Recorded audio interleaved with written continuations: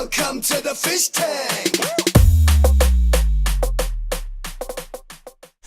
Hey everybody, Fishman here. Please excuse my gravelly voice. I have a bit of a scratch today, but I wanted to get this video out, and I need to also get one more out today. I think I've tortured Dee from down the wormhole long enough, so I want to show the progress on the microworms that she sent me. If you remember correctly, this is what they looked like the day they showed up, and it takes a great deal of imagination, and I'm not sure if there's actually any movement at all there.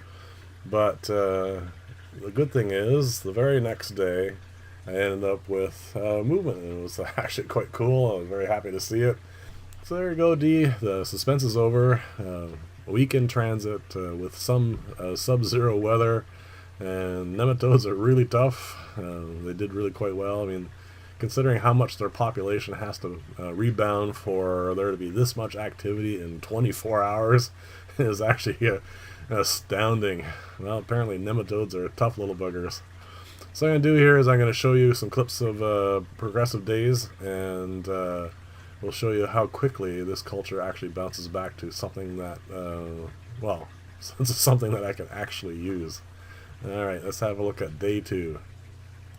And as you can see on day 2, the population is really exploded. It's still not usable as a culture, but it's getting there. This culture is actually in a black container because I wanted to show how they climb up the sides. But normally I just keep them in the white ones because it's easier for me to remove them. But you can see that's an awful lot of material. It makes you appreciate geometric progression. Now I did cheat a little bit when I was propagating these. I was inoculating them daily with a bit of warm water that was just had yeast dissolved in it till the yeast was active, and I was sprinkling that on top. You gotta be very careful when you do this, of course, because you don't want to end up drowning the worms out. But if you have a bit of practice, you can keep it dry enough that the worms survive. So here we go. I'm gonna, instead of just going day by day now, I'm going to show you the cultures at the end when I can actually start using them. So here we are, almost a weekend, and the population is so large now that it's just a map. And also, it's so large that you really can't see any kind of increase anymore. But it crawls up the sides quite reliably now, and I can feed daily.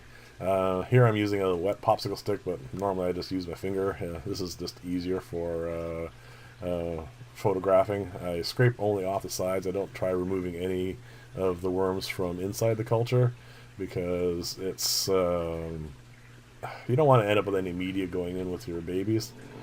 So anyway, thank you very much again, Dee from Down the Wormhole. Check her channel out. She does great videos.